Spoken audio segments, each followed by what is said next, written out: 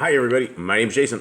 I'm Jaden. I'm Caden. I'm Eli. And we are the Yahoo and the Torah channel, and we thank you guys very, very much for hanging out with us. Our family is your family, and that's Jerry, and he is your family as well. And you can pet Jerry anytime you'd like to. You guys can come down here. You can pet all 10 of these pit bulls. They would probably love to be petted.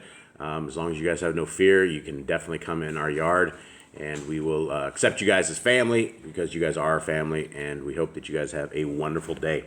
Now, we are on the book of Aḍam and Ḥawwah, and we are learning the wiles of the devil and the way the devil is. And Jerry, please stop that. We'd appreciate that. Thank you, Jerry. Okay, here we go.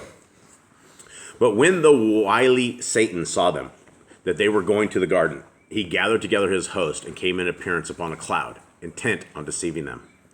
But when Aḍam and Ḥawwah saw him thus in a vision, they thought they were messengers of Elohim, come to comfort them about their having left the garden, or to bring them back again into it. And Aḍam spread his hands unto Elohim, beseeching him to make him understand what they were. Then Satan, the hater of all good, said unto Aḍam, O Aḍam, I am a messenger of the great Elohim, and behold, the hosts that surround me. Elohim has sent me and them to take thee and bring thee to the border of the garden northwards, to the shore of the clear sea, and bathe thee and Ḥawwah in it, and raise you into your former gladness, that ye return again to the garden. These words sank into the heart of Aḍam and Ḥawwah.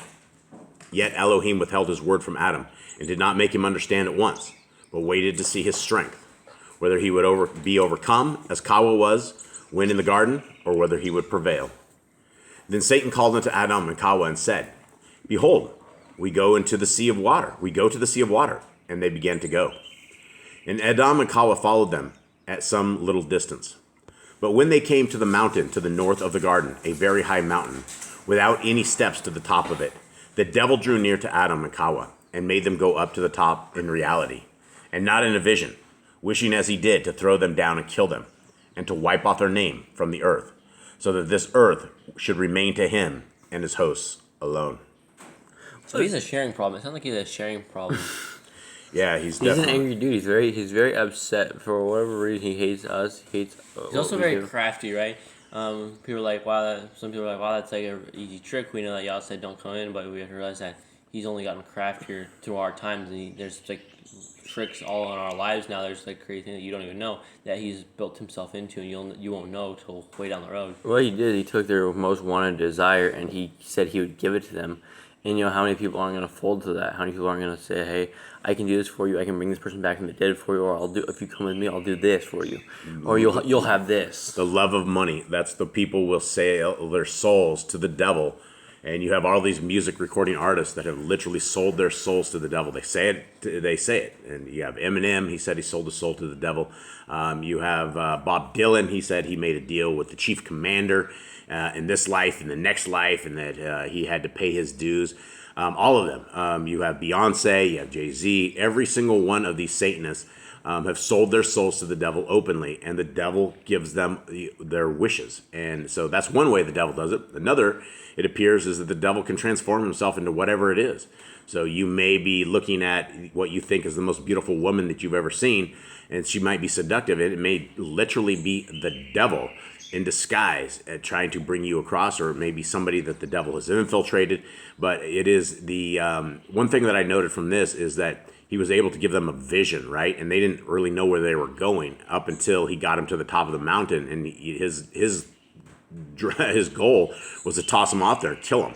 And so you don't know, there's a lot of different stories that the devil is able to make things happen.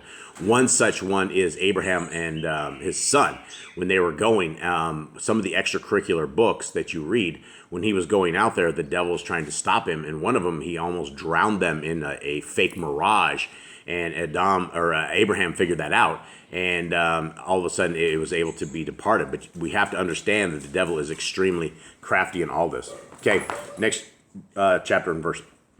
But when the merciful Elohim saw that Satan wished to kill Aḍam with his manifold devices, and saw that Aḍam was meek and without guile, Elohim spake unto Satan in a loud voice, and cursed him. Then he and his host fled, and Aḍam and Ḥawwah remained standing on top of the mountain, whence they saw below them the wide world, high above which they were.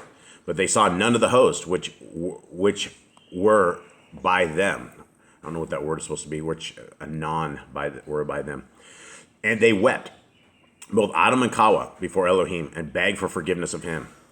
Then came the word of Elohim to Aḍam, and said unto him, Know thou and understand concerning the Satan, that he seeks to deceive thee and thy seed after thee. And Aḍam wept before Yahuwah Elohim, and begged and entreated him to give him something from the garden, as a token to him wherein to be comforted. And Elohim looked upon Aḍam's thoughts, and sent the messenger Michael as far as the sea that reaches unto India, to take from thence golden rods, and bring them to Aḍam. Thus did Elohim in his wisdom, in order that the golden rods, being with Aḍam in the cave, should shine forth with light in the night around him, and put an end to his fear of the darkness. Then the messenger Michael went down by Elohim's order, took golden rods as Elohim had commanded him, and brought them to Elohim. Okay, this is coming. It looks like it's going to be Aḍam's first nightlight. Yeah. The golden rods. I guess it's something from the garden. I don't know where it is because we're about to get some stuff from the garden. So this will be the last chapter that we do today. So 30. After these things, Elohim commanded the messenger Gabriel to go down to the garden and say to the cherub who kept it, Behold, Elohim has commanded me to come into the garden and take thence sweet-smelling incense and give it to Aḍam. So even the messengers weren't allowed in the garden. Like, this thing was so special. Even the messengers were not allowed inside of it without, like, special permission. Yeah, and it's interesting what the messenger says here. The messenger Gabriel went down by Elohim's orders to the garden and told the cherub as Elohim had commanded him. The cherub then said, Well. And Gabriel went in and took the incense. Then Elohim commanded his messenger Raphael to go down to the garden and to speak to the cherub about some myrrh to give to Aḍam. And the messenger Raphael went down and told the cherub as Elohim had commanded him. And the cherub said, Well. Then Raphael went in and took the myrrh. The golden rods were from the Indian Sea, where there were precious stones.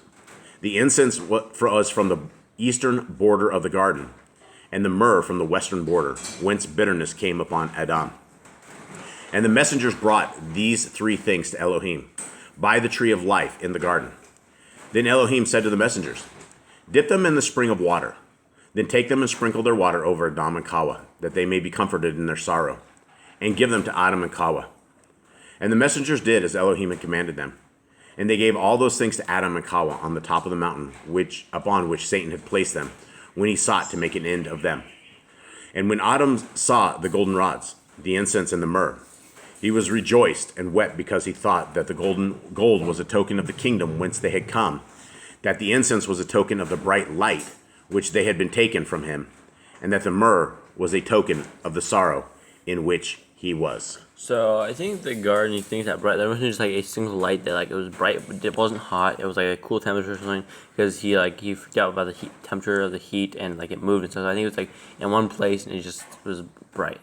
You're talking about the golden rods? No, yeah, because he thinks it's like the sun or something. Because he thinks it's like light in the garden. Yeah, well, there are like stones and things like that glow in the dark. So I don't know exactly what it is, but yeah, he thought it was like some sort of light or some sort of a goodness thing. And we hear of myrrh and what was it? It was incense. Well, it was we had the gold, and then was it frankincense? It was incense. Incense. It was just incense. But we've heard this before. Where have we heard this before? Yehoshua, the wise man, brought the gifts to them. I think it talks about it in the next chapter, the chapter after that. We actually get into like He's this, like this will be given to my symbology of son it. or something. Yeah, so it's interesting though, because we know of the wise men that brought the gold, frankincense, and myrrh, and there is some speculation that this is the same stuff that had been carried on from here, and so we will read more on that. Anyone else have anything? It seems like we get all this stuff in the garden, all started in the garden, and maybe like if they were able to grow it or like make it out after they got it back.